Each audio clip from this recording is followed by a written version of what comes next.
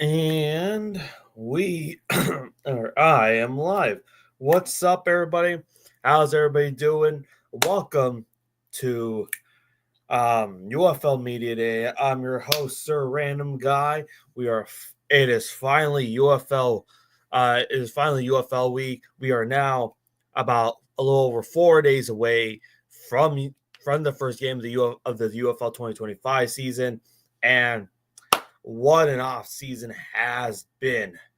It's been a it's been a while. It's been a while, and you know what? And I cannot wait to see the games, and I hope you're all ready to see the games too. And I will bring on my first guest, uh, and you're all familiar with him. I feel like he is known in the UFL landscape as much right now, and we'll bring in Lightning to the Hello?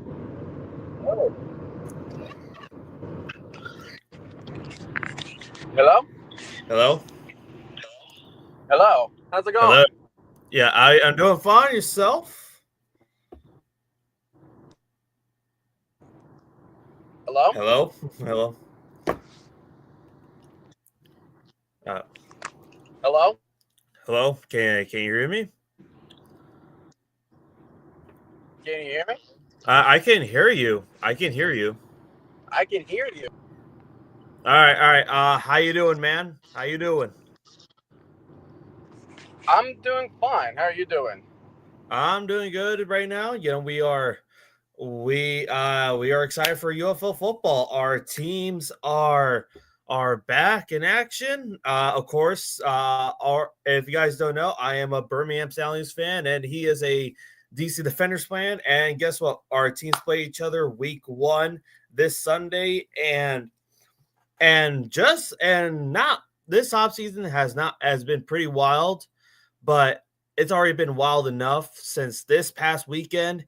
Uh, DC Defenders head coach Reggie Barlow decided to step down as head coach because he decided to take head coach a coaching offering job at Tennessee State University. So, Lightning, I know you have some time to process that, but oh, yeah, kicked out. All right. Anyways, all right. What's up? What's up, chat? How are y'all doing? Yes. All right. Anyways, well, there's that. I guess signal. I don't know. Just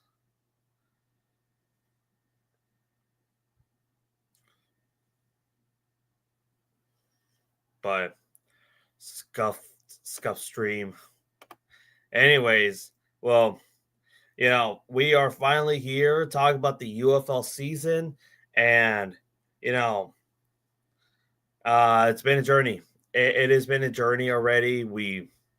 It's been one long season. It's been since June. It's been since June,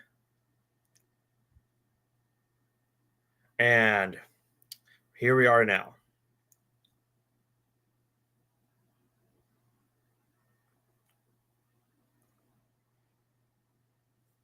But anyways, I guess since I'm here, I guess let's talk about these UFL teams.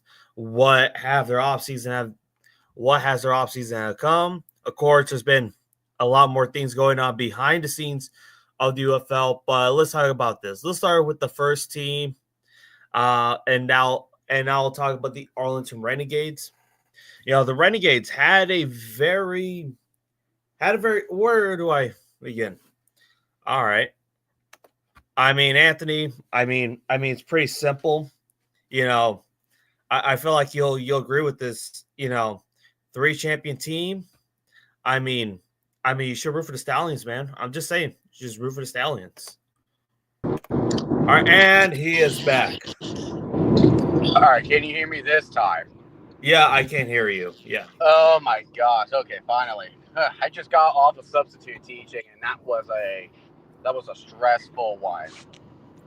And I'm just driving myself back home, but I'm not looking down my phone or anything. All right. But right now, it's just filling up dead air. But anyways, I guess I was gonna ask you, what a weekend for you because head coach Reggie Barlow got accepted a job offer to Tennessee State, Yep. and I feel like you have some time to process it. What are your thoughts on this? Because yeah, It was something that a majority of the UFL fans did not expect. I did yeah, not expect him to leave like literally 8 days before the season began. yeah. I thought at first it was just going to. I thought because I heard lingering rumors about Reggie Barlow uh, going to another coaching position, but I did not expect it to be like right now. Maybe like after the season, Yeah. see how everything goes. But yeah, what a shock! Like everyone was concerned about it. But I mean, I consider this like yeah, it's bad that it looks kind of bad that your head coach left after 8 days before the season. But I think if I saw from Ducky's quote, think about more on the brighter side that is working for the UFL. Not only is opportunity for players, is also opportunity for coaches as well. We seen it. I mean, some of these coaches, shown what they can do, and I believe they could find a way to maybe find themselves a better opportunity elsewhere. So go, at least we wish him luck. Of Hopefully, course. he does good at TSU. I wish him the best of it as well. Another shocker that was Ken Greg Williams, Wisenhunt. who had Oh, wait. Well, I yeah. guess we'll get to that one. We'll Well, get to not that only one. that, but Greg Williams is not the interim head coach of the Defenders. It'll be What's that? QB coach. No, no, no. I would say it's going to be QB coach Shannon, if I remember. Yes, Shannon Harris. That is the name. And it's shocking to see Greg Williams not getting the intern position. Since a guy who has NFL experience, he was last head coaching position was with the Cleveland Browns when he was the interim head coach after Hugh Jackson got fired, and then of course his last coaching position was the 2020 Jets season. But Yeah. for the most part, If I you know, think you know. if you know, you know. But You I know. mean, for the most part, I think like how I see this, it's like, yeah, I can see why people would probably be like, why did not bring Greg Williams? But then I feel like in this instance, I could see this being like, again, kind of like the UFL is like model right now, like bringing in the opportunity. Like, yeah, they have these experienced coordinators that could do the job, but I feel like, hey, let's get this guy who has had experience in college, and ironically, he was in TSU before the UFL. So, Which makes the signing more sense. yeah, it just makes more sense. So, I mean, for the most part, I mean, a lot of people are going to be, it becomes more questionable for the DC Defenders. I'm not sure we're not sure if Shannon Harris is going to change any scheme fit or just going to kind of let the coordinators do their jobs. We'll see. Yeah. Because, Or just continue to flow. It's like, okay, we've been continuing to do this. We're going to continue to do this. We still got our major coordinators in. I'm just going to follow what Reggie Barlow has been doing as the head coach. I'm going to follow his steps with the best of my ability. yeah. Because Abram Smith is back. Yeah, we need Abram. him back. Yeah. We needed him back. If you guys are not aware, he tore his ACL last year before the season starts, and it's been a year now. So he may not be 100% ready, but we need a running attack. We were the worst. Yeah. Rushing. And bringing back the best running back in the XFL in 2023 does help, and hopefully he does have the same explosiveness as he was a couple of seasons ago. So maybe we'll see what happens. I mean, the DC Defenders, like in general, I feel like they're a team that's like they could definitely be a sneaky playoff team, but and especially I guess right. And I was thinking like they may. I was thinking considering to be like my UFL or I guess my XFL conference second seed, but Now, I was considering it. Of course, I picked the Battlehawks, but it's still. I mean, the XFL conference is going to be a very tricky It's race. a really tricky conference. I put Brahmas as my 1 seed, and I put the Renegades as my 2 seed. Yeah, we'll get to those teams in a bit, but yeah, the DC Defenders right now, it's going to be a weird season. It's gonna be a weird Like, season. I'm expecting them to be like 4. If they finish the season better than 5-5, I'll be shocked. I think like how I see the like I feel like the floor is like 3-7, and it's not like again like because again we don't know now the head coaching, but I feel like their ceiling could get to like 6 wins. I can see 6, maybe 7 wins. Right. Because last year the DC Defenders was just it was just a weird season for them. Like, everyone expected them, to be leaders of the XFL conference, be the 9-1 team that we saw from 2023. And then, I'll say this. I think one of the main factors I would say was the departure. I know besides Abram Smith leaving was the departure of Derek King.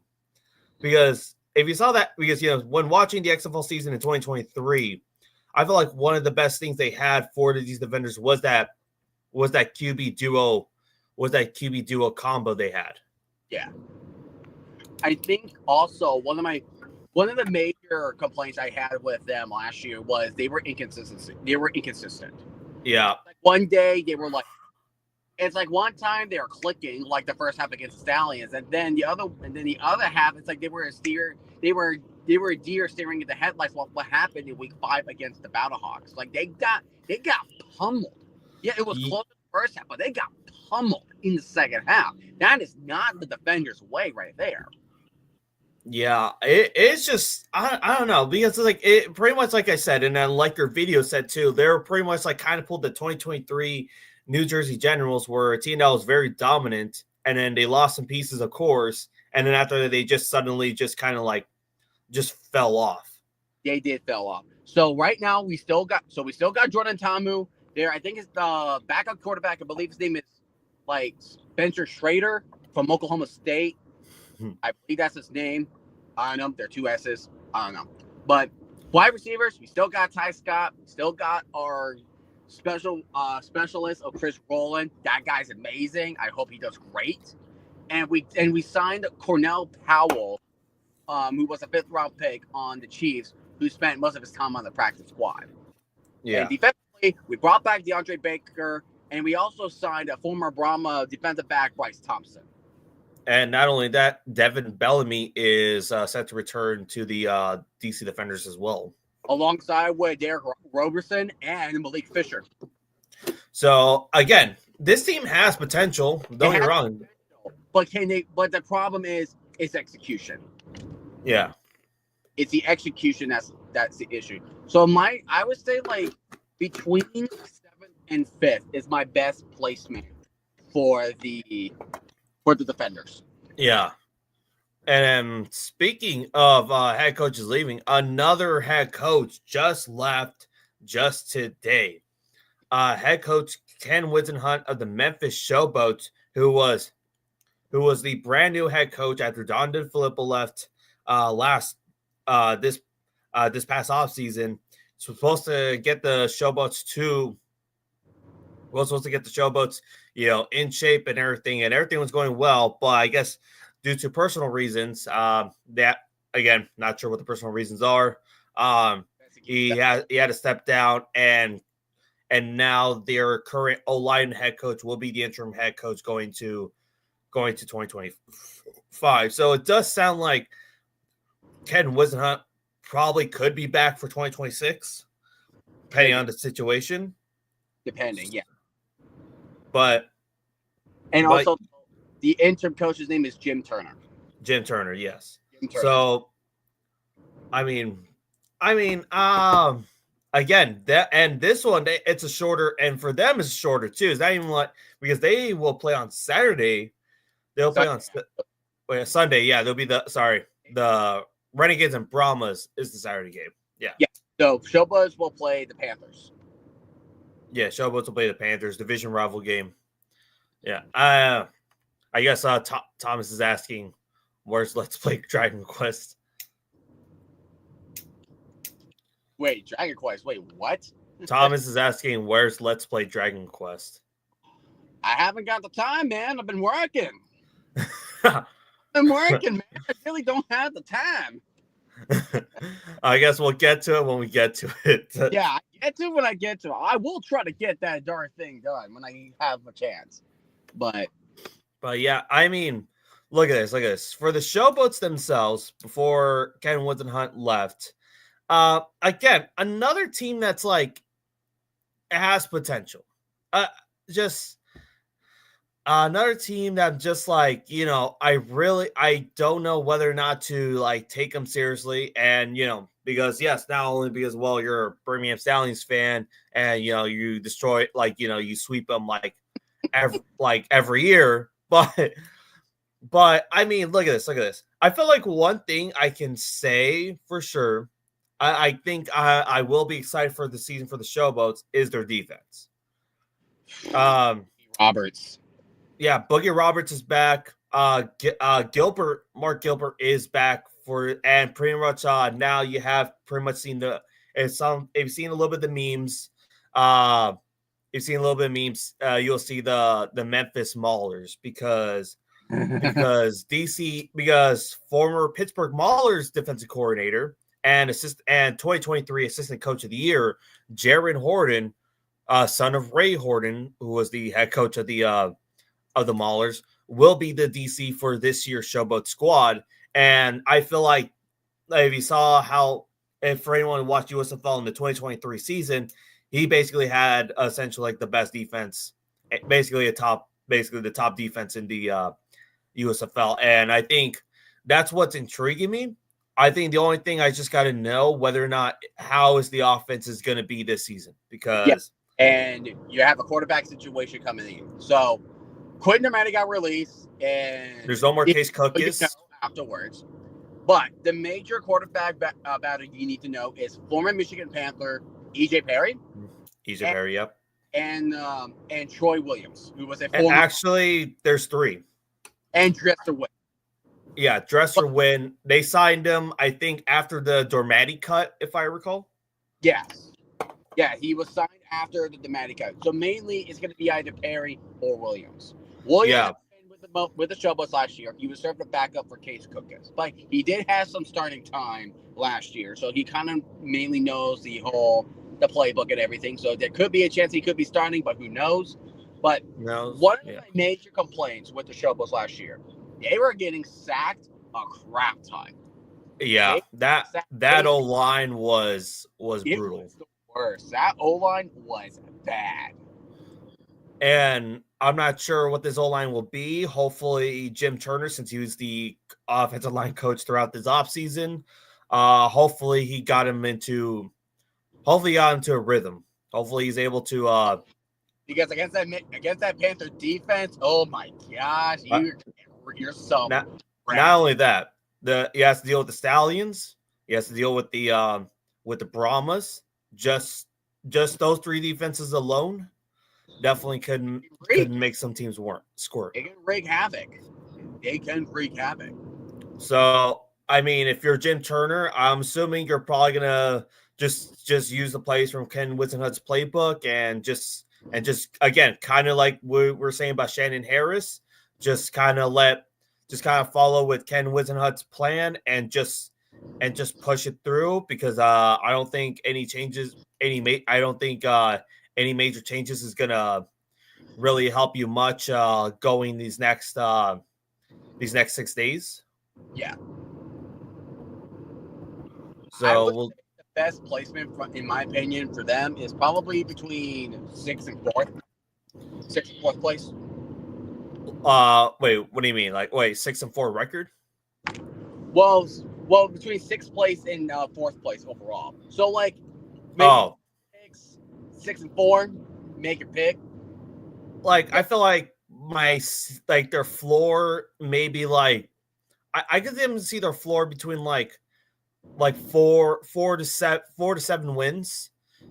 I feel like the 7 wins is probably kind of being a little bit too generous, but again, who knows what happens? Who knows what happens? Because I think for me, you know what the Memphis Showboats kind of do remind me of? They do remind me a lot of the Michigan Panthers. 2022, they were one of the worst teams out there, and then after that, they did get the number 1 overall pick because they did sweep they swept the Houston Roughnecks in the USFL season 2022, and Jeff Fisher got fired or got released, and pretty much they bring in Mike Nolan, who was a pretty defensive guy throughout he was a defensive coach, minor head coach throughout his time from the NFL or college.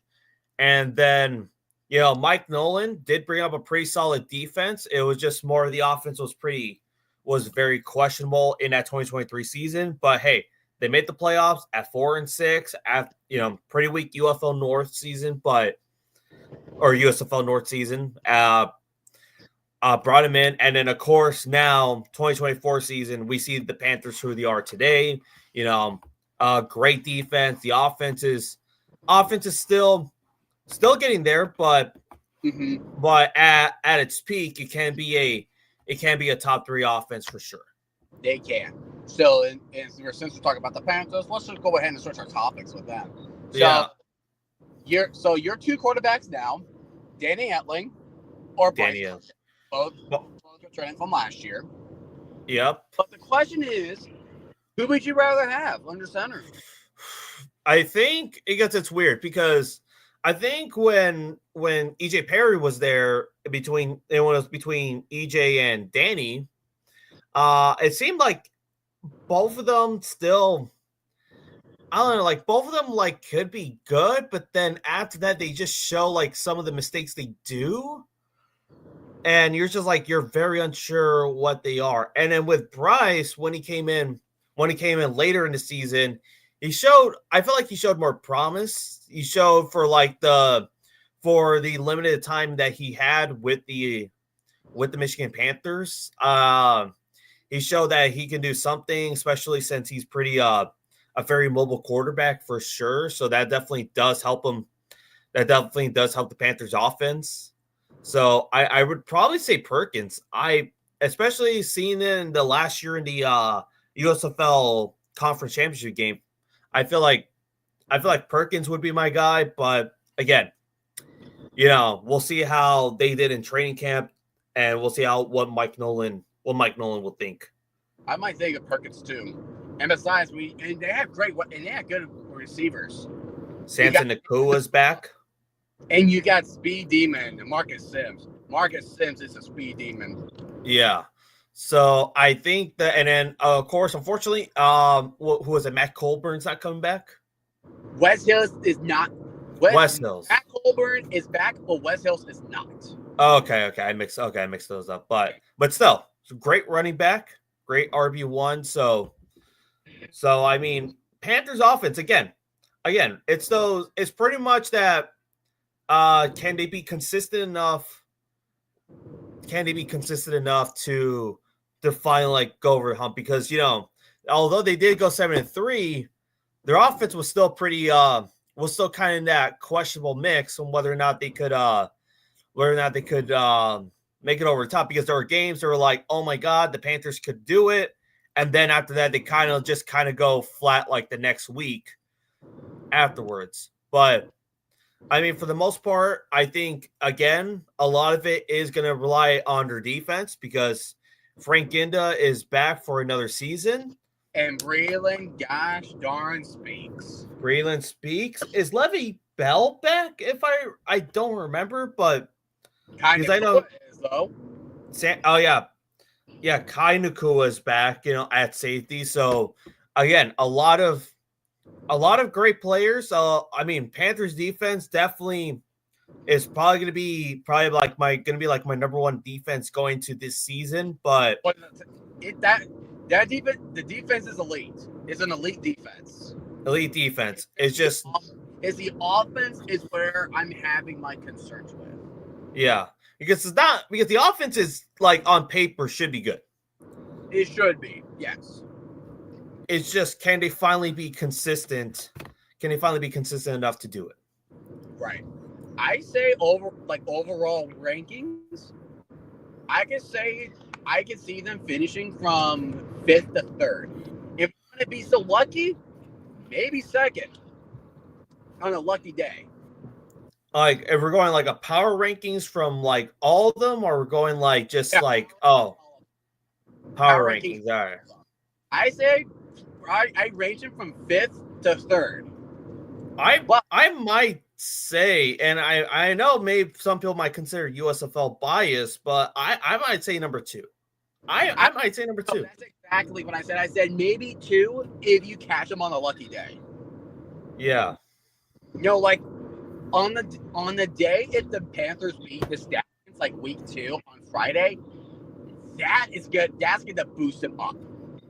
Yeah. That's I gonna mean, I cannot wait for that game. That's gonna be a good one. Yeah. So, and it is, I mean, this team is probably going to be the Stallions' biggest threat as of right now. Based on how it is, but I mean, for the most part, I mean, the Panthers probably at the moment could be a team they're definitely is going to stay in contention for the playoffs. Can they, maybe there's a chance for them to finally host a home game? Who knows? I mean, the last 2 seasons, even if they did win even they were the leader of the conference, for some reason they couldn't host the games in Detroit. Bruh. Yeah, because last year, I think if I remember, there was like I'm not sure, there was like a convention, apparently, or there was like I think I saw like a graduation too. Oh man. Yeah, and then I forgot what was the other reason for the 2023 season. Of course, yeah, I know Pittsburgh won, but there was like a scenario that Michigan could have hosted a home game, but I guess they did set the championship, the USFL championship game, the USFL North championship game in Pittsburgh. So, I mean, we'll see. And I guess if we're might as well, I guess let's wrap up the rest. I guess let's continue on with another USFL conference team. This team was pretty much the worst team last year.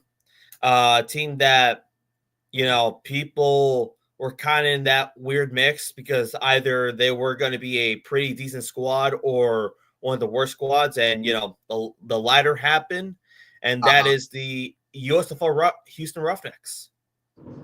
Yeah, I got a question for you, man. All right. Why is CJ Johnson still back? I don't know. I don't know. So okay. So this is CJ Johnson's 3rd season in spring football. He was the Houston. Well, I guess, I mean, he technically is the Houston head coach for the 3rd season in a row, because 2023 he was the Houston Gamblers head coach, and then of course they had the whole rebrand because they wanted to keep the Roughnecks name, but. Because because in spring football, the Roughnecks had a better brand than the Gamblers did. So they pretty much just took the Gamblers staff and convert them into the Roughnecks. Yeah. So, I mean, all right. So when CJ Johnson's first season happened, it was a 5-5 record. And I was thinking, like, okay. I thought they were showing, again, they were kind of like in that potential ranking, because their defense I thought their defense was going to be like a very top heavy defense. Mm-hmm. I mean, it was still solid, but it wasn't like the thing I was expecting. And then I think the only one was going to be the biggest question was their offense, especially in the QB room, because you had last year they had Jared Garantano, they had Nolan Henderson, and who was there a third? Who was the third one? I know those: Nolan Henderson, Jared Garantano. Jared something. I'm blanking. I'm blanking on that one too. I completely Like, forgot. I think he started for a good amount of games. Oh, If yeah, I, that's the thing. He started, and then Garetano stepped in. Or because Garetano got injured, if I remember.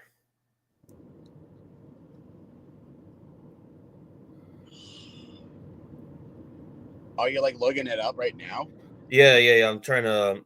I guess. Okay. So showing me the current roster. I'm trying to look at Wikipedia to see the. Reed Sinet. Gas amps and Yeah, gas. former Bengal, former Dolphin, Reed Sinet. Reads in that. But for this year, so Nolan Henderson's back, which brings And up a possibility of him starting. But they brought but in an Oregon QB, and that's Anthony Brown.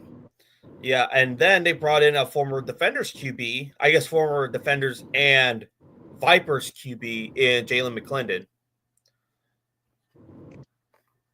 So I think Anthony Brown, he was the third string QB to Lamar and Snoop Huntley back in when he was a Raven.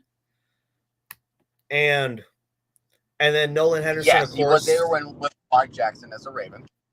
Yeah, and then of course you have Nolan Henderson, who is of course the experienced QB with the Roughnecks, and then you have Jalen McClendon, who is currently at least had experience with in spring ball, so with the Vipers and the Defenders this last season. So I mean, it is a very interesting QB room.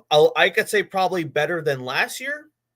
I can say because I feel like Anthony Brown could be potential to be a pretty good quarterback if the if everything goes well.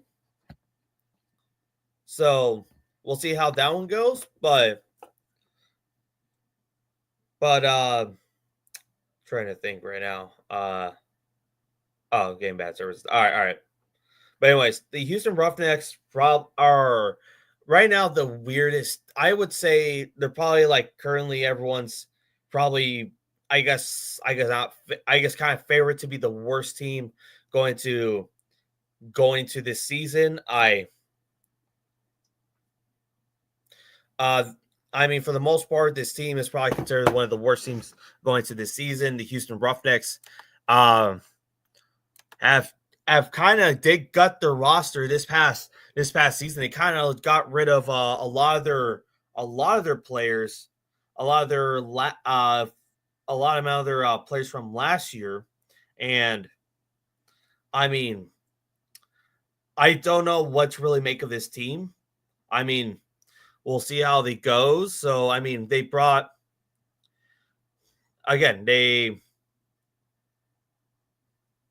I mean, last year they had Mark Thompson, they had Kirk Merritt, Ezra Gray, and then of course you had Emmanuel Butler, Kiki Chisholm from last year. But a lot of these players are right now just kind of have been just been gone. Mark Thompson, I don't think he's with the Roughnecks now.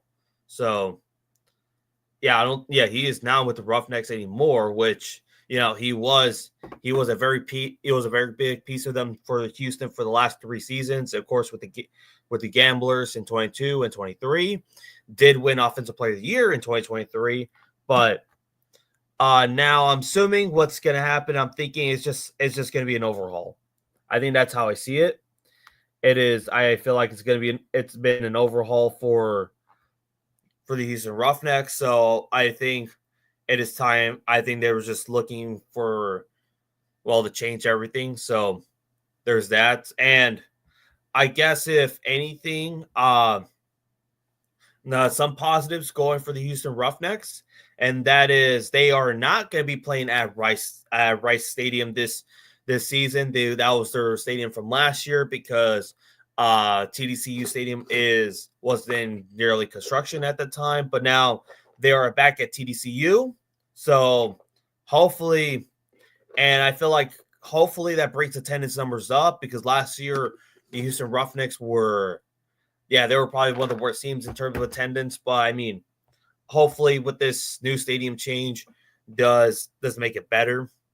It does feel like more the Houston Roughnecks it does bring you more of the Houston Roughnecks experience there. So we shall see. But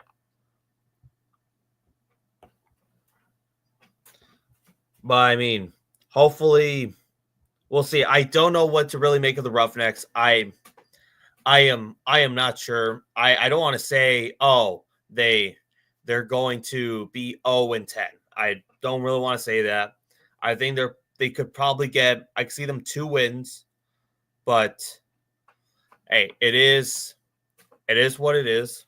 We'll see how that one goes. But before I get to my team, I want to talk about another team on the list, and that is the Arlington Renegades. The Arlington Renegades, what a season for them. They went from being XFL champions with a 4-6 record to a team that went 0-6, that had that terrible 0-6 start, and then of course went 3-2 their last 5 games, and they're of course won 3 of 1 the last 4 games of the season. But they won when it was already too late for them. I think the Houston Roughnecks, their offense can be great. I feel like their offense is very solid. I don't think that was really the issue from last season. Their really issue was more on the defensive side. I thought everyone thought the Arlington Renegades defense was going to do great, especially when we saw that performance in the XFL Championship game in 2023. But can the Arlington Renegades, I feel like they have improved. I feel like they have some players that do bring in mind. Of course, the King of Spring is back, Luis Perez, after almost considering retirement from last year. But after almost considering retirement from last year, he went to the Chargers. Of course, he got released, and now he's back again. Hopefully, I feel like, could this be the one final ride? Who knows? But hey, this is the UFL. Hopefully, Magoo does try to go in for one more ring. But I mean, again, they have Deontay Burnett, who was there last year. They have Sal Cannella, who has been a great tight end in spring football. Kalen Balaj, who was with the Brahmas previously in 2023, is now with the Arlington Renegades, and I don't think he is a pretty solid running back for it.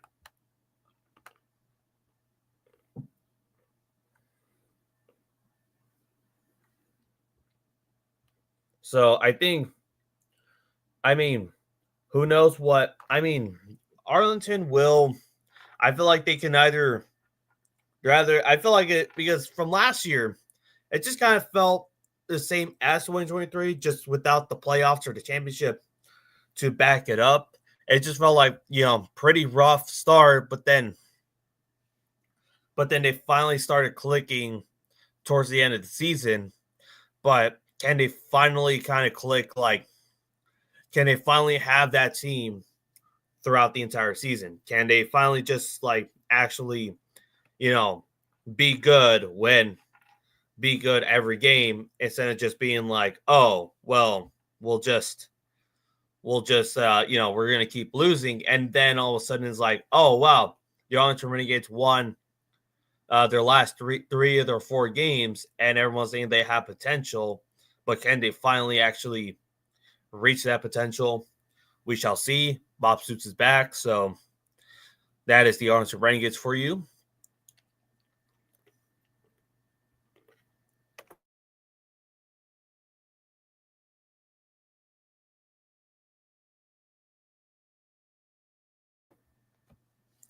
Then we have the team that did not make the UFL championship, but yet the city's hosting it, the St. Louis Battlehawks. Oh boy, what last year everyone thought the St. Louis Battlehawks was going to make the UFL championship game in their home stadium. Everyone was telling me the Houston Battlehawks are the real team. They are the best team out there. AJ McCarron, they thought they were going to be a real team. They look real for a second, but they lost to EJ Perry and with the Jake Bates game-winning field goal. They lost to the Birmingham Stallions. Sure. Yeah. Yeah. Just let me know what time. Anyways.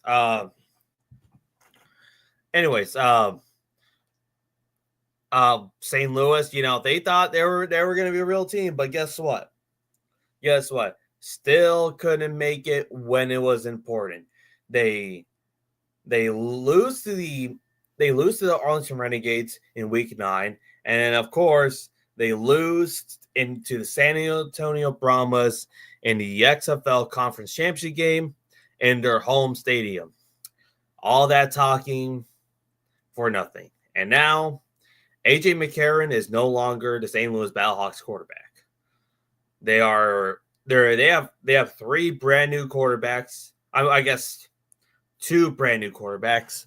One fighting for the QB job. One of them is going to be Manny Wilkins. He was with the St. Louis Battlehawks last year. And then of course you have QB Max Duggan, and then of course the QB they drafted in the UFL draft this past offseason. And I forgot their names.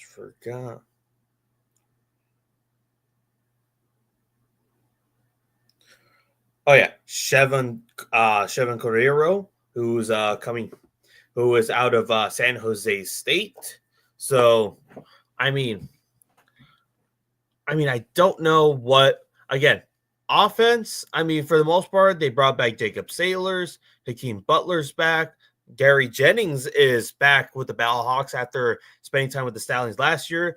They brought in Denzel Mims, former 2020 second round pick. They have Ja'Cory Pearson. So again, roster offensive line is just now. It's now more of a chance. Can they finally execute? Are their QBs actually good enough? And another thing too, this past offseason, and this wasn't like just this past weekend or just today, former offensive coordinator of the Battlehawks, Bruce Bradinowski, that took and accepted the job for the Detroit Lions. He'll be the QB coach there, so wish him luck. And I mean, for the most part, St. Louis is just going to be. I just feel like this team is either going to be.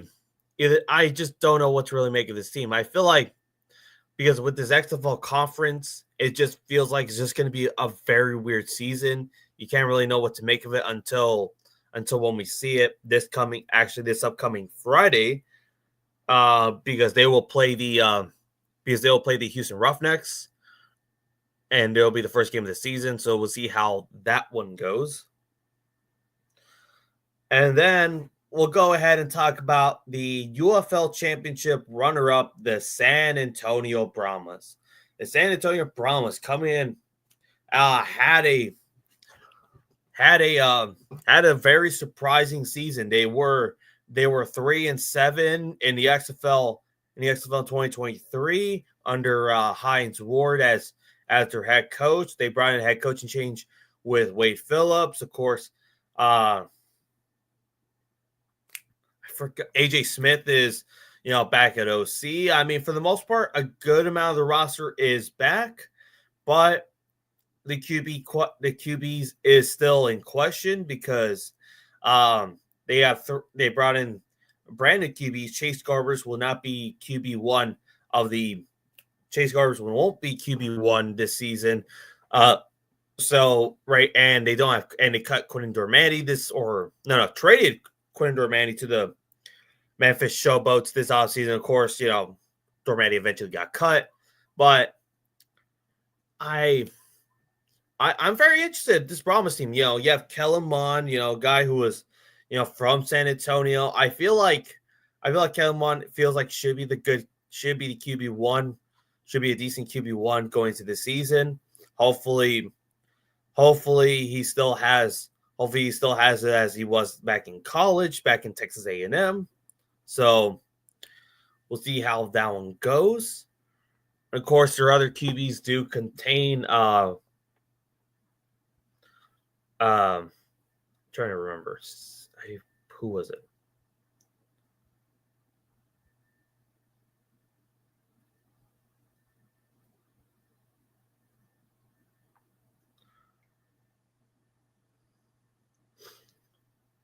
Give me a second, you guys. Yeah, Jared Garantano is actually, and they have Jared Garantano, who was with the Houston Roughnecks last year, and was injured for time to time during that was injured for a good bit during that season. And they also have, I guess this is the only QB they are bringing that back from last year because they signed him later in the season, and that is former Cleveland Browns quarterback Kevin Hogan. So it's going to be, but Kellen Mond is confirmed to be the QB1 going to Week 1 versus the Arlington Renegades. So we'll wish them luck and best of there.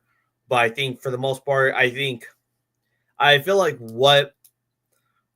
again, they were dominant. Their defense was really great. And I feel like they still have a very solid defense. I just now I mean, they played the Stallions. The Stallions, of course, they did beat the Stallions back in Week 9. But the Stallions got the revenge right there in the UFL championship game. So now it's just now a matter of time is how can they beat the Birmingham Stallions, or at least how can they finally get over to the hump? We shall see. I feel like Wade Phillips is a great head coach to do it. So who knows? I feel like the Brahmas are probably the safest team to probably are the safest team to bet on to place on for the XFL conference.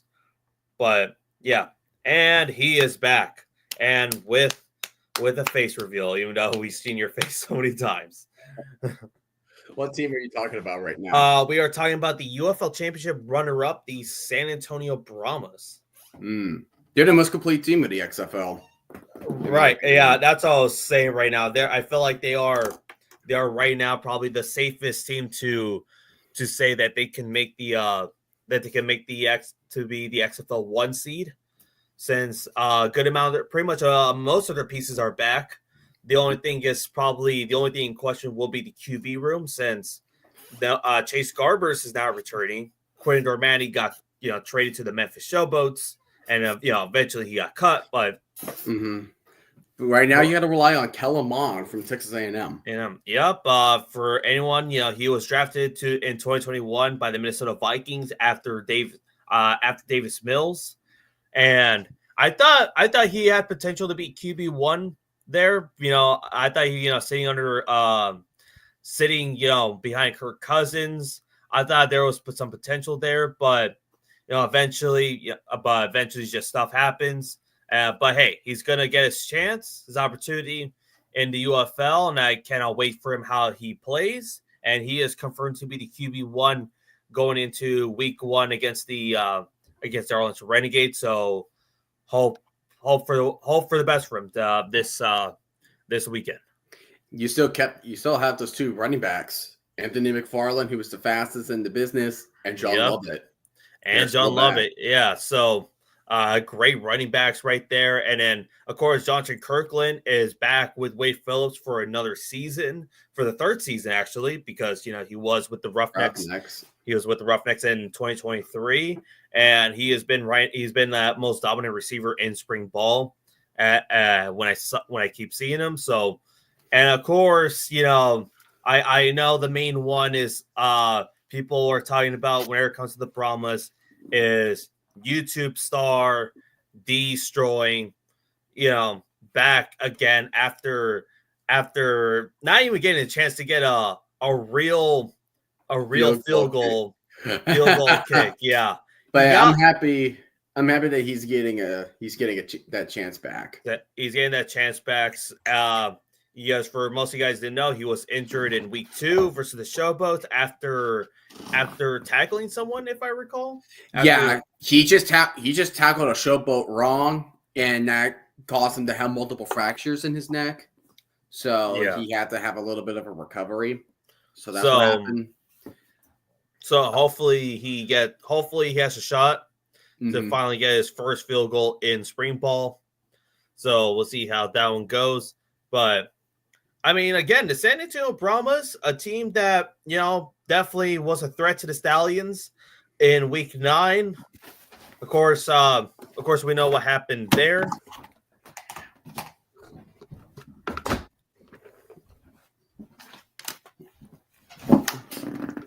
Sorry, my cat wanted to jump up somewhere that he's not supposed to jump.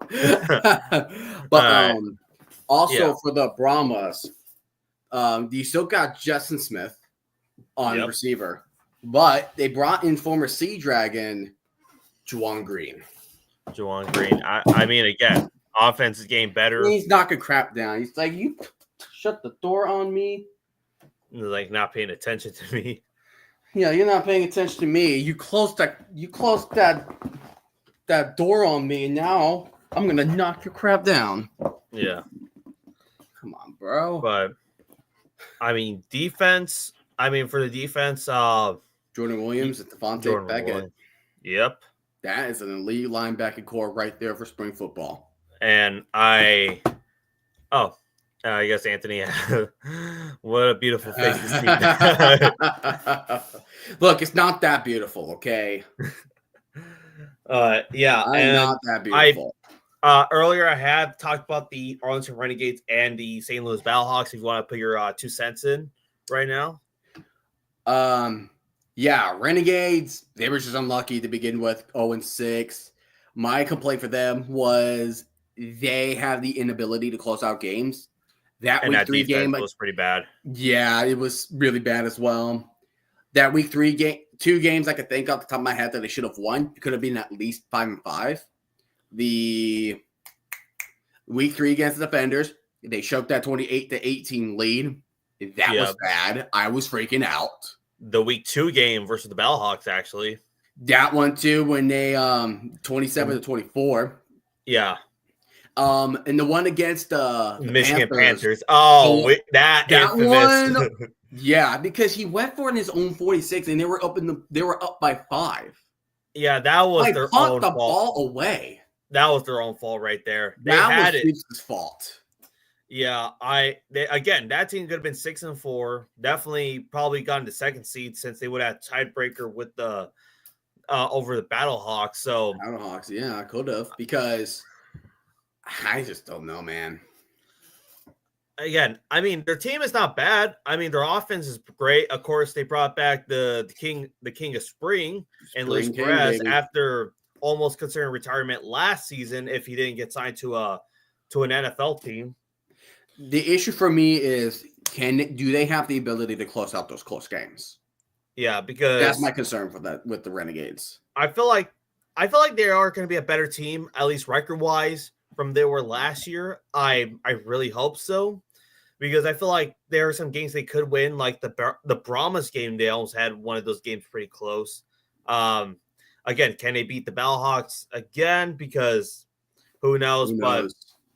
But for the most part, I think it's just really who can the Renegades actually close out games? Can they finally, stop being like, have that late season, like that second half of goodness where we're like, they're actually a pretty good team when they finally get it together.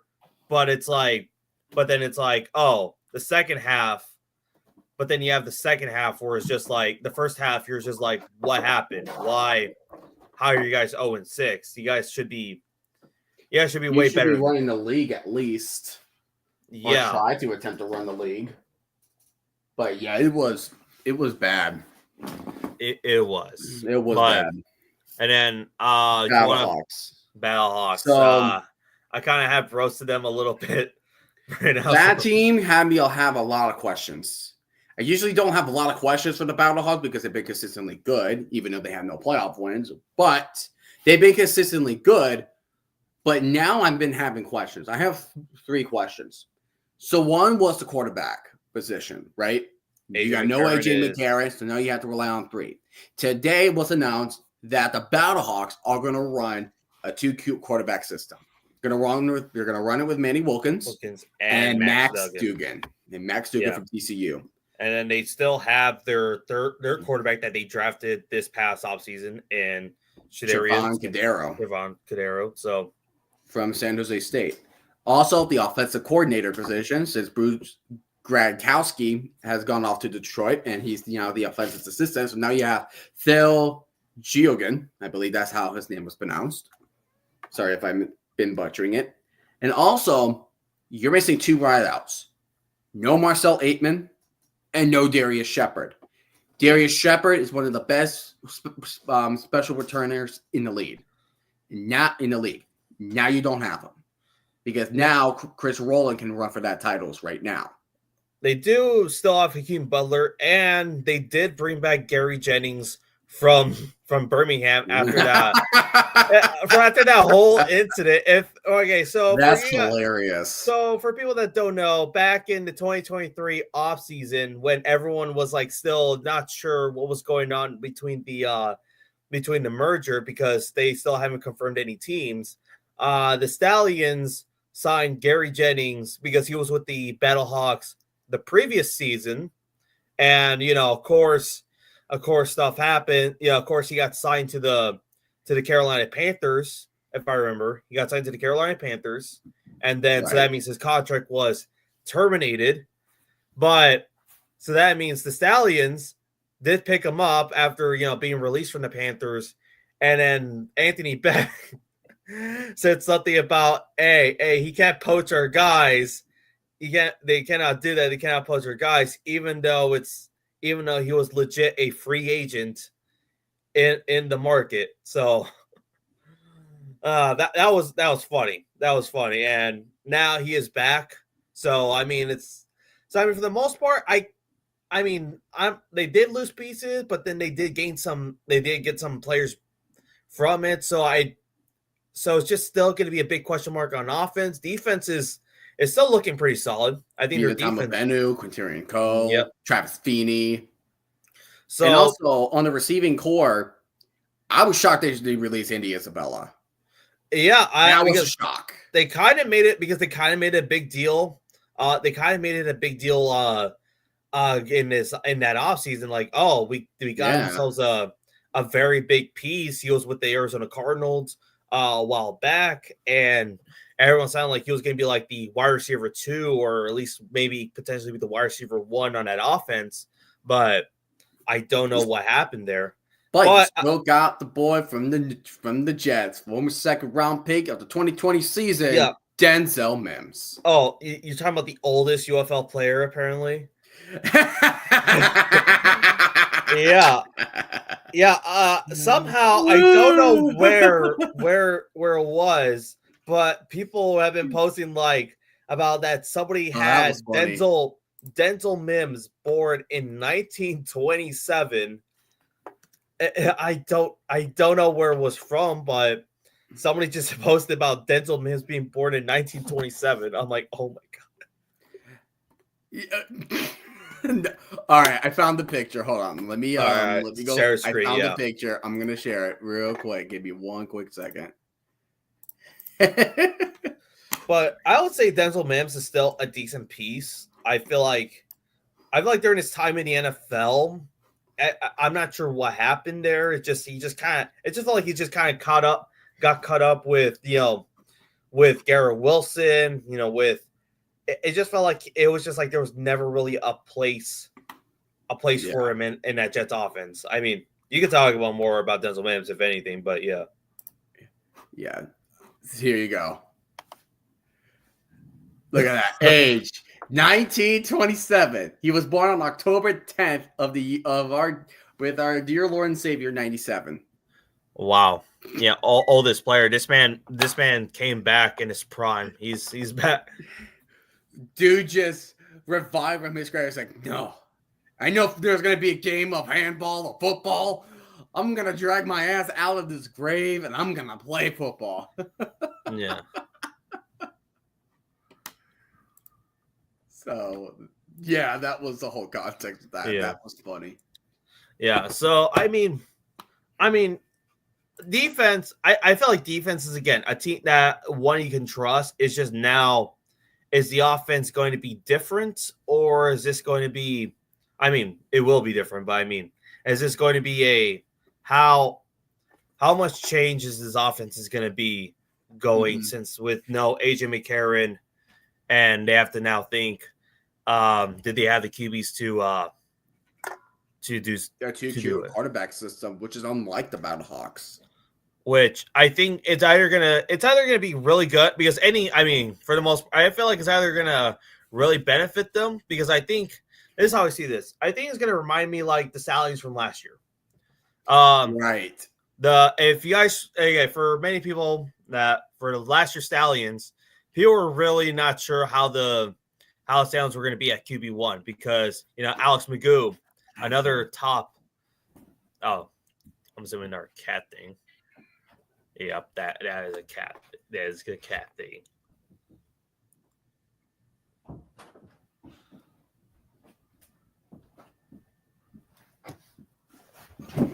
But yeah, I think how I see this, because last year Stallions, they lost Alex Magoo to the Green Bay Packers, and a superstar QB went down, and now they signed in Matt Corral, who was great at college at Ole Miss, a former 2022 draft pick, was in Carolina. But then he suffered a season-ending injury. I think it was during preseason. Yeah, I think it was a Liz Frank. I think it was a Liz Frank, but unfortunately couldn't get the opportunity with the Panthers because right after that they just went ahead and signed. They wanted to draft Bryce Young, which that's the Panthers' due diligence. I thought Matt Corral at least was going to get an opportunity in 2022, but with that injury, it pretty much seemed it was over from the beginning. But he got signed to the Stallions in 2024, and of course they still had Jamar Smith, who is now retired. Thank you, Jamar Smith, for everything you've done with the Stallions. The dynasty. You began the dynasty. You got into a championship. So, we thank you and wish you the best of luck on your future journey elsewhere. But anyways, yeah, so Jamar Smith. So the QB room was Jamar Smith, Matt Corral, and Adrian Martinez. I think back then it felt like everyone was thinking it was going to be Matt Corral was going to be QB1, which that did happen. And everyone was thinking Jamar Smith was going to be the QB2, since, the veteran, the guy's been there for a while, but he actually became the emergency quarterback for QB3, and Adrian Martinez became the QB2 at the moment. And I felt like this became like a kind of interesting QB battle because week one, Matt Corral struggled, but eventually found his placement. And then week two, Matt Corral struggled a little bit, but I don't remember and then Adrian Martinez did have some stats, but people were very kind of questionable about his passing ability, not his scramble ability, of course, because he was a beast at it. Then week three rolled around. They started Adrian Martinez. He did great against the Showboats. He did an amazing job. They started Matt Corral again, which I'm kind of starting. I guess it does make sense why they did it, because again, it was a rain game. They were like, hey, might as well have a quarterback just to make a safe ball, place it there. So I felt like that was kind of just to kind of like just have your running backs just kind of let control the game. Of course, they won, just a game-winning field goal. Then week 5, they bring in Adrian Martinez back, and everyone's kind of like thinking like, what's kind of dealing with the back and forth, which was like, we have Martinez. Either like, are we starting Martinez or are we starting Matt Corral? You got to kind of pick one. And then eventually, I think after that, week 5 and beyond, it was Adrian Martinez. Argentino Martinez here on now. Of course, week 10, Matt Corral did get an opportunity to play again in week 10 against the Michigan Panthers, and did actually made a comeback for that game and actually won it, which did bring more of the concern for the USFL championship game. Mm-hmm. And everyone was thinking, okay, are we starting Martinez? They started Martinez. They won that game. And then, of course, the rest is history. I think I think I have an assumption of who would you want as quarterback. For the Battlehawks or for the Stallions? Oh, we'll get to the Stallions. That I'm saving the Stallions for last, so I'm trying to Of course you are. Of course, it's the champions. It's the champions. It's my team. It's just difficult of you. Oh, we're gonna say it. Team the best for last because we're the champions. Okay, I'm happy that we are replacing each other in week 1. Anyways, but I think if you guys are not aware, we're gonna be together streaming the Stallions. Yeah, and if you want to know how to watch that game, you're watch on ESPN, with your satellite or cable, or if you don't have it, you don't have any of those options, you could stream it. Unfortunately, it's going to be through a paywall with subscription to ESPN Plus, but that's the legal way of watching those games. And then other channels like Fox and Fox Sports 1 will also be other game options. I guess if you want to watch the UFL in general. Yeah. So if you want to watch the UFL in general, of course, Fox and ESPN are going to be the main two networks, and then of course FS1 is going to be in it. ESPN, and then there's probably going to be an ESPN2 game lying around. There will be one. Yeah. And there will be a game on ABC too. ABC. Yeah, so speaking of which, talk about Fox. Here's one I saw on I saw this on X just now, and I think that's awesome. The North meets South rivalry. Oh, just for Brahmas and Brahmas. I respect that. I love that. That's kick ass. Yeah, you know what? I do respect the in-state rivalries. Like I love me an in-state rivalry game. Yeah, those are cool, and especially since they're both XFL conference opponents as well, it makes it even much more better. Of course, I know you still have your Houston versus Arlington. It's still technically a rivalry. It's still there. This I like. But yeah, I cannot wait. Let's see who is the best Texas team this year, who comes out on top. I feel like I could say it's Arlington, but yeah. But anyways, back to the QB room. I could think of the Brahmas. Anyways, I think with the QB room for St. Louis, I do think it's going to be similar to what the Stallions were in 2024. Yeah. That it's just going to be like, it might turn into like, two QBs, but I feel like it's going to still be like, Manny Wilkins will have his opportunity, and then I feel like the second half is going to be it might be Max Duggan, depending how the result of the game is, unless we could see is Manny Wilkins game 1, then the second game we could see Max Duggan. Who knows? I feel like that's what's going to be. I feel like that's what I'm thinking it's going to be. I don't think it's going to be like anything like, when Luis Perez and DeAndre Johnson was there with the Generals in 23, and of course Jordan Tiamu and Derek King in 20. All right, yeah, no, DeAndre Johnson, Luis Perez 22, Derek King, Tiamu 23. But hey, and then of course the best for last, the team, three-time champions, 2-time USFL champions, and of course, just won the UFL championship in a shutout. Okay. All right. The Birmingham Stallions. All right. This was an offseason to watch, because now you're thinking, I guess now the question is for the Stallions, and this is a legit question: how can they get to the 4-peat? Like, what is what is going to be the way to get championship number 4. You know, since Adrian Martinez left to the Jets, he is currently still with the New York Jets as a practice squad guy. But, you know, I wish him luck. You know, still wish him luck and everything.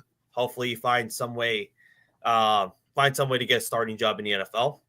And of course, Jamar Smith recently retired.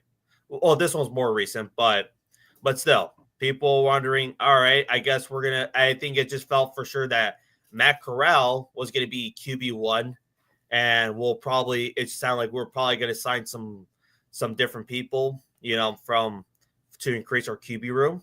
And then the devil returned.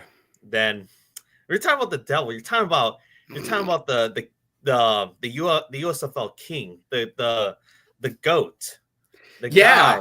Because he scars everybody. Yeah, everybody. On January 23rd, 2025, the best day for Stallions fans, a QB returned, and his name is Alex Magoo, Alex McGo was so high. I highly doubt it's going to happen this season, but I secretly am hoping that the Stallions just all of a sudden just take a fall, and I could just see your ego just deplete. Okay, all right. This is the only time I don't have to deal with heart attacks. So you will experience heart attacks. You will experience some heart attacks. It may not come for the defenders in week 1. It may not. It may be, but mostly not. But don't worry, you will experience heart attacks for sure. Okay.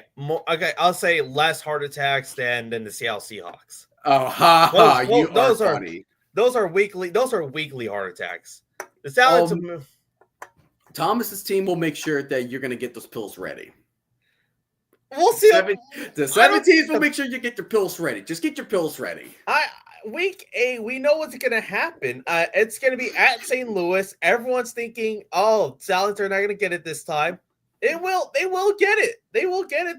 They will still get it. They're going to own St. Louis. They're 1-0 in St. Louis right now. They're 1-0 at the Dome. And get ready to be 3-0. By the time the season ends. That's glorious. Oh, yeah. For anyone that doesn't know, this championship location of the UFL season will be in St. Louis once again. Every UFL fan is kind of very disappointed. You know, DC almost had it. But fortunately they had FIFA got in the way with it. Oh, Anthony put up a very interesting question. Okay, hey, here's the difference. They don't three-peat. Yeah. The Chiefs don't they don't have to rest the BS their way into victories. Yeah, the Stallions actually win through dominance. They win through dominance. So they dominate. If you want to say a very good comparison what the Stallions are, you can say probably the Packers back in the 60s. That's probably my best comparison to it. I cannot agree with you more. They are like the Packers of the 60s. Yeah. You know, very dominant team, very great head coach.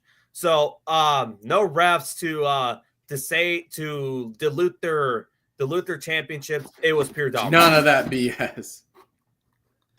I hear someone being called the devil and a team winning. Oh, yeah, because Anthony, Alex Magoo, if you want to know who, I guess, a good comparison to him, I wouldn't say Mahomes, but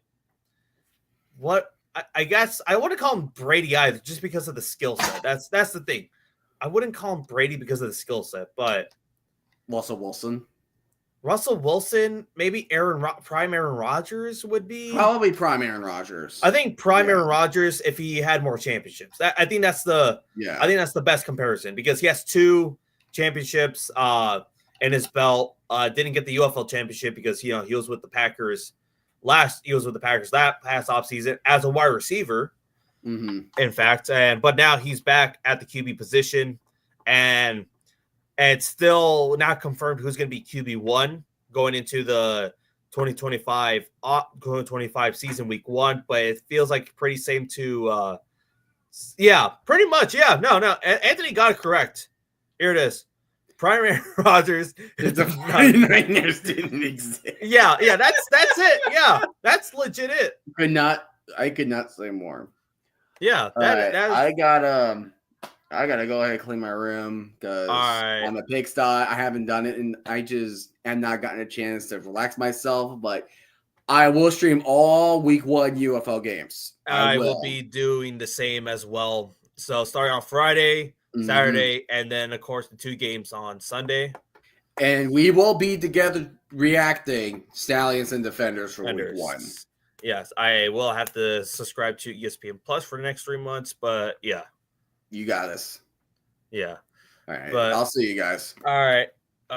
I'll talk more about the Stallions. Just kind of recap everything their off season. That means pretty much again, a good amount of their pieces are back.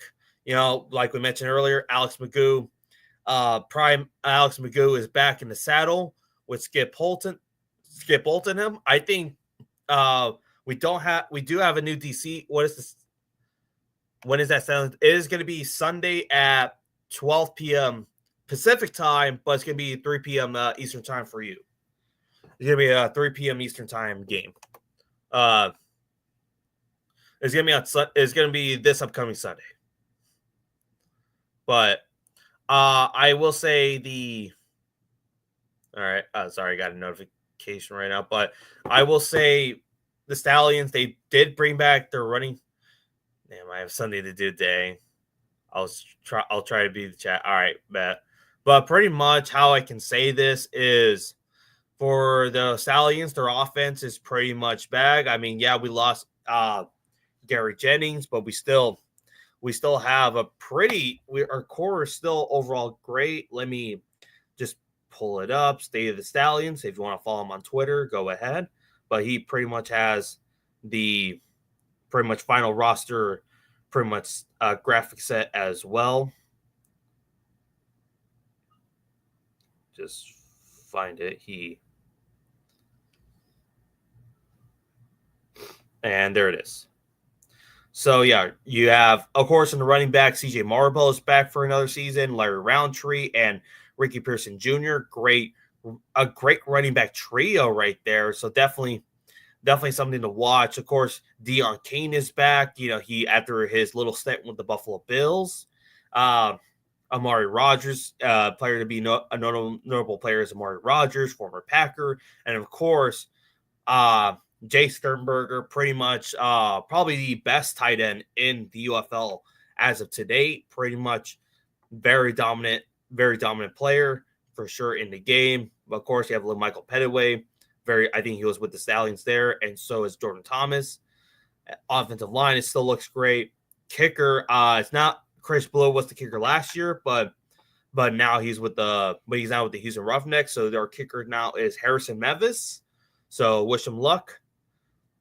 Wish him luck there. So, and of course on defense, we have Carlos Davis, one of the Davis twins.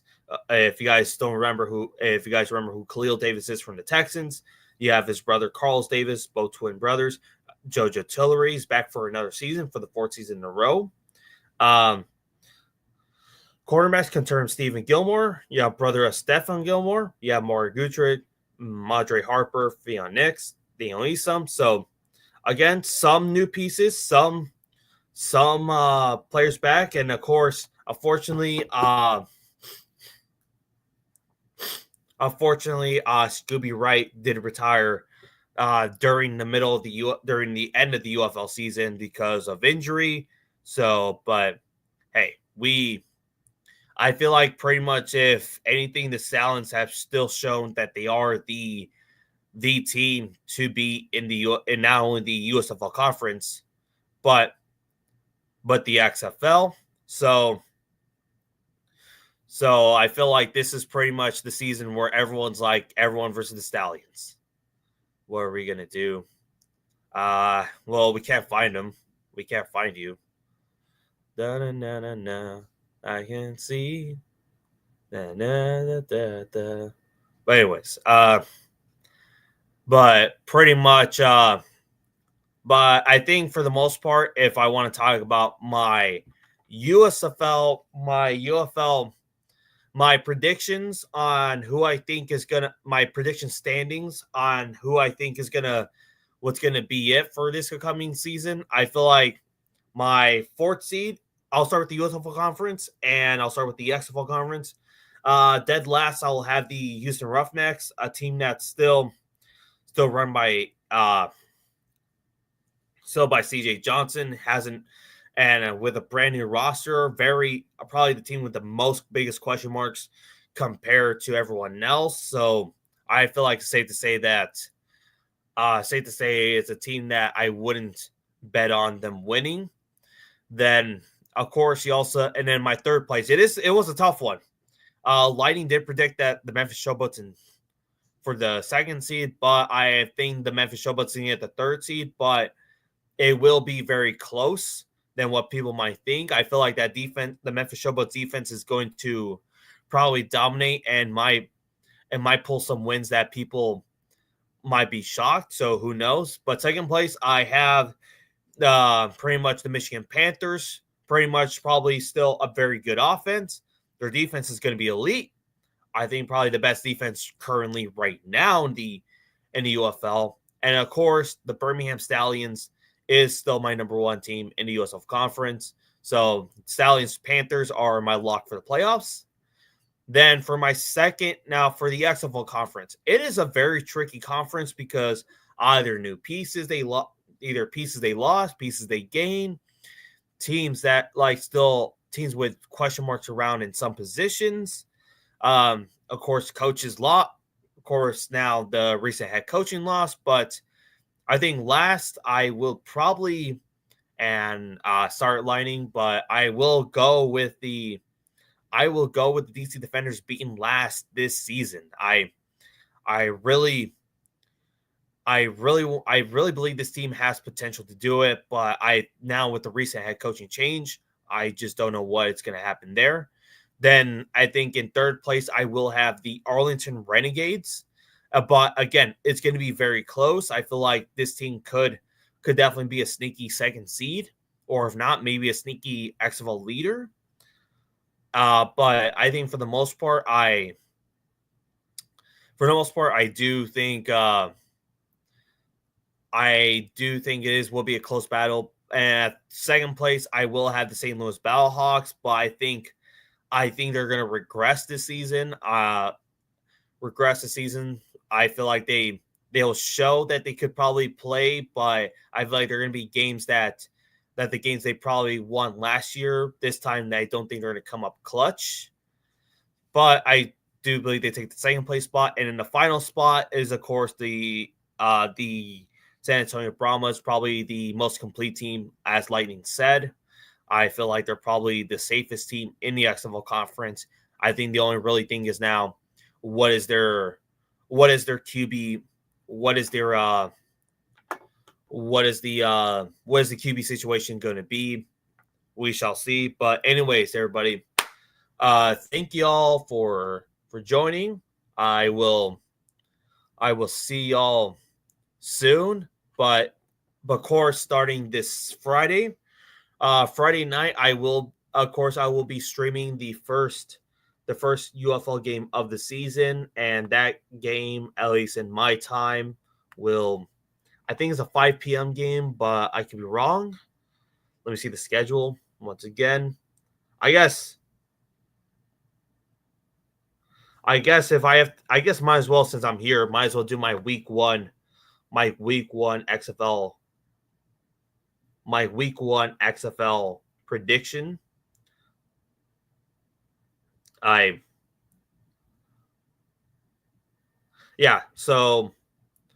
So first game is on Friday. So first game will be a Friday at 5 p.m.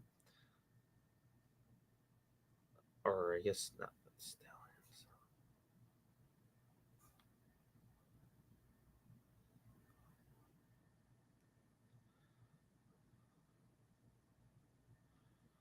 There it is. League schedule. There it is. So 5 p.m. will be the first game of the season. I will try to stream that for sure. Then on 1 p.m. or I guess 5 p.m., 8 p.m. Eastern.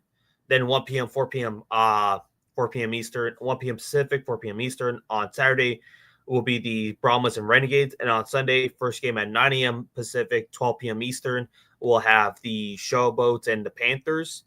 And then you have of course, the biggest game of the week for Lightning and Stallions versus Defenders week 1 at DC.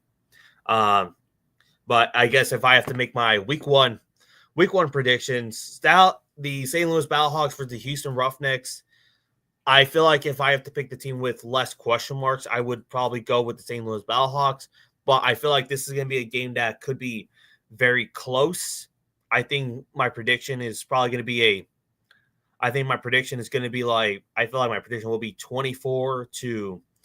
I feel like my prediction is going to be like 24 to 18. I feel like it's going to come up who's going to execute at the right moment, and I do think the Battlehawks are still going to be the better team overall. Then on Saturday, we have the San Antonio Brahmas and the Arlington Renegades at Arlington this time. So at Choctaw, and I feel like this is going to be a weird game here. I feel like both teams have an argument on why would they win those games.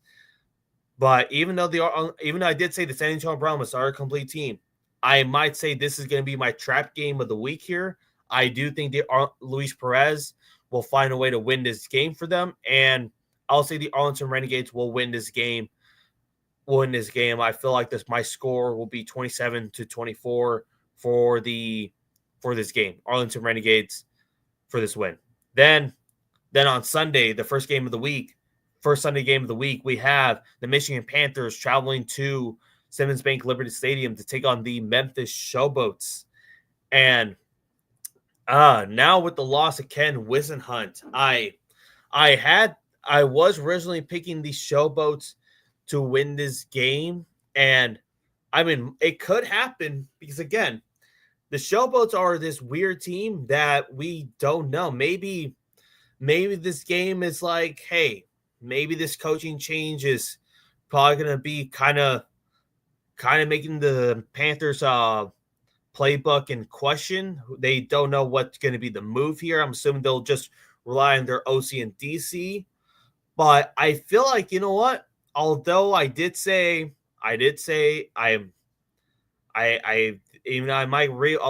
reconsidering, but you know what? I will still say this: the Showboats will get the win in a trap game here.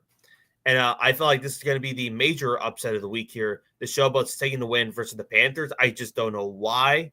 I have a feeling that this is going to be the weirdest game of the week here, that we don't know what both teams are going to show.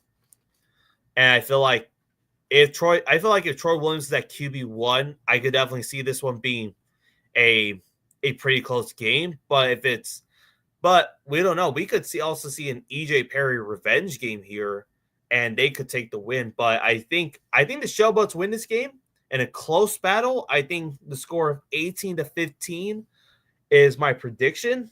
And then finally, Stallions and Defenders, Matt Corral or Alex Magoo versus Jordan Teyamu. This is going to be a very fun game to watch. I feel like in my opinion, the best game of the week. And I think I will still say, of course, the Birmingham Stallions winning the game. I will go my score of 28 to 24. That is my prediction. 28-24 Birmingham Stallions. That is my week 1 prediction. But anyways, everybody, I hope you all have a good rest of your day. I will see you on Friday night with the beginning of the UFL season. Peace out.